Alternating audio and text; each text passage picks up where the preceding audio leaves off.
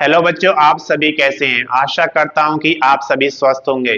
बच्चों, आज हम इस वीडियो में लेकर आए हैं DSSSB ने यहाँ पर पीजीटी की बम्पर वैकेंसीज निकाली हैं, जिसके ऑनलाइन एप्लीकेशन कब से शुरू होंगे, अंतिम तिथि कब होगी, कितना एप्लीकेशन चार्ज आपको देना है, सब्जेक्ट वाइज टोटल कितनी वैकेंसीज दी गई, सब कुछ इस वीडियो में डिस्कस करेंगे। वीडियो को अंत तक जरूर देखें। अगर अभी तक आपने चैनल को सब्सक्राइब नहीं किया, सब्सक्राइब करें, वीडियो को लाइक करें और ज्यादा से ज्यादा शेयर करें, ताकि ये वीडियो उन सभी बच्चों के पास पहुंचे जो DSSSB के अंदर यहाँ पर पीजीटी के लिए फॉर्म अप्लाई करना चाहते हैं। तो सबसे पहले हम बात करते हैं इसकी प्रारंभिक तिथि की। तो इसके ऑनलाइन एप्लीकेशन की जो स्टार्टिंग डेट है वो 16/1/2025 है, यानी कि 16 जनवरी 2025 तक इसके ऑनलाइन एप्लीकेशन शुरू हो जाएंगे। अंतिम तिथि की अगर बात करते हैं 14/2/2025 है। 14 फरवरी 2025 तक आप इसका ऑनलाइन एप्लीकेशन जमा करा सकते हैं। आवेदन शुल्क की अगर बात करते हैं तो 14/2/2025 तक आपको जमा कराना है। कितना जमा कराना है कैटेगरी वाइज आप यहाँ पर देख सकते हैं। अगर आप जनरल कैटेगरी या फिर ओबीसी के अंतर्गत आते हैं तो आपको 100 रुपए का एप्लीकेशन फीस यहाँ पर देना होगा। अगर आप SC ST या फिजिकल हैंडीकैप्स हैं तो आपको कोई आवेदन शुल्क नहीं देना है। आप किसी भी कैटेगरी की महिला कैंडिडेट हैं तब भी आपको कोई आवेदन शुल्क यहाँ पर नहीं देना है। ये आवेदन शुल्क आप कैसे जमा करा सकते हैं, आप डेबिट कार्ड यूज करते हैं तो उससे जमा करा सकते हैं, क्रेडिट कार्ड से जमा करा सकते हैं, या फिर नेट बैंकिंग के थ्रू आप अपना ऑनलाइन एप्लीकेशन का फीस जमा करा सकते हैं। अब बात करते हैं आयु की। तो इसमें जो अधिकतम आयु सीमा रखी गई है वो 30 वर्ष रखी गई है। अगर आप रिजर्व कैटेगरी में आते हैं तो आपको DSSSB के अंतर्गत जो पीजीटी के लिए छूट दी जाती है वो छूट इसमें दी जाएगी। अब बात करते हैं यहाँ पर योग्यता की। तो आपको उस सब्जेक्ट में मास्टर डिग्री होना जरूरी है जिस सब्जेक्ट का आप यहाँ पर पीजीटी के लिए फॉर्म फिल करना चाहते हैं। उसके साथ साथ आपके पास एजुकेशन में डिग्री या डिप्लोमा होना चाहिए। ये दोनों आपके पास हैं तो आप इसके लिए एलिजिबल हैं, आप इसका ऑनलाइन एप्लीकेशन भर सकते हैं। कुल पदों की बात करते हैं तो 432 पद दिए गए पीजीटी के, जिन्हें हम पोस्ट ग्रेजुएट टीचर कहते हैं। तो ये टोटल 432 वैकेंसीज हैं।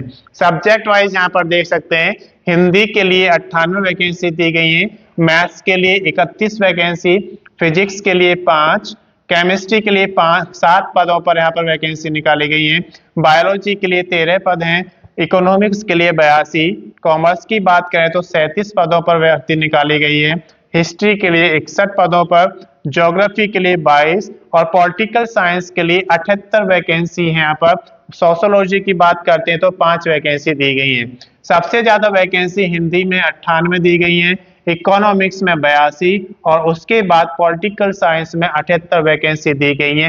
ये टॉप 3 वैकेंसीज है। इसके बाद हम बात करते हैं डॉक्यूमेंट्स की। तो डॉक्यूमेंट्स में क्या क्या डॉक्यूमेंट्स आपके पास होने चाहिए, जैसे कि एलिजिबिलिटी डॉक्यूमेंट्स। एलिजिबिलिटी में कौन से डॉक्यूमेंट्स आपके होते हैं, जैसे यहाँ पर मास्टर डिग्री माना गया तो मास्टर डिग्री की आपके पास डिग्री होनी चाहिए और उसकी आपके पास स्कैन कॉपी होनी चाहिए।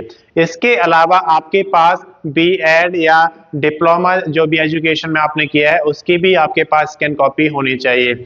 इसके अलावा आप किस स्टेट में रहते हैं उसका डोमिसाइल सर्टिफिकेट की स्कैन कॉपी होनी चाहिए, और आप अगर रिजर्व कैटेगरी में आते हैं तो कास्ट सर्टिफिकेट के भी आपके पास स्कैन कॉपी होनी चाहिए। ये सारे एलिजिबिलिटी डॉक्यूमेंट्स होते हैं। इसके अलावा डॉक्यूमेंट्स में आपके पास एक वैलिड आईडी प्रूफ होना चाहिए, उसकी स्कैन कॉपी आपको रखना है। एक वैलिड एड्रेस प्रूफ होना चाहिए, उसकी भी स्कैन कॉपी आपको रखना है। फोटोग्राफ आपके पास स्कैन कॉपी में होना चाहिए, और सिग्नेचर जो आप एक पेज पर सिग्नेचर करेंगे और उसकी भी स्कैन कॉपी आप रखेंगे। ये सारे डॉक्यूमेंट्स आपको अपने पास रिजर्व रखने होते हैं स्कैन कॉपी में। जब आप फॉर्म फिल करेंगे तो ये सारे आपको अपलोड करने होते हैं। बेसिक डिटेल्स आप फिल करेंगे तो बेसिक डिटेल्स में आपकी क्वालिफिकेशन के अकॉर्डिंग फॉर्म में जब आप फिल करते हैं तो वो सारी एंट्री आपको करनी होती है, आपके डेट ऑफ बर्थ, आपके फादर्स नेम, और इसके साथ साथ आपके जो परमानेंट एड्रेस और जो आपका मेलिंग एड्रेस है वो आपको फिल करना होता है। जब ये सारी एंट्रीज हो जाती हैं तो आप अपने डॉक्यूमेंट्स अपलोड करते हैं और उसके बाद फोटो और सिग्नेचर अपलोड किया जाता है। जब ये सारी चीजें अपलोड हो जाती हैं तो आपको उसका प्रीव्यू चेक करना होता है कि फॉर्म जो फिल किया है उसमें कोई गलती तो नहीं है। अगर कोई गलती है तो आप उसे सुधार सकते हैं, क्योंकि जब एक बार फाइनल सबमिशन हो जाएगा तब आप उसमें कोई सुधार नहीं कर सकते। तो अगर आपको लगता है प्रीव्यू चेक करने के बाद जो एंट्री आपने दी है वो सारी सही है तो आप उसका फाइनल सबमिशन कर देंगे। फाइनल सबमिशन करने के बाद आप उसका प्रिंट आउट लेंगे।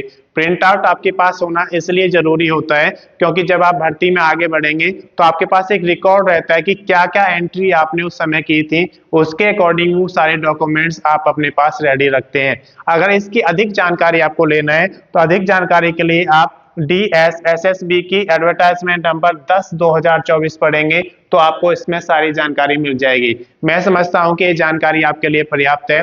अगर अभी तक आपने चैनल को सब्सक्राइब नहीं किया, सब्सक्राइब करें, वीडियो को लाइक करें और ज्यादा से ज्यादा शेयर करें ताकि ये उन सभी कैंडिडेट्स के पास पहुंचे जो DSSSB के अंदर PGT का फॉर्म फिल करना जानते हैं। धन्यवाद।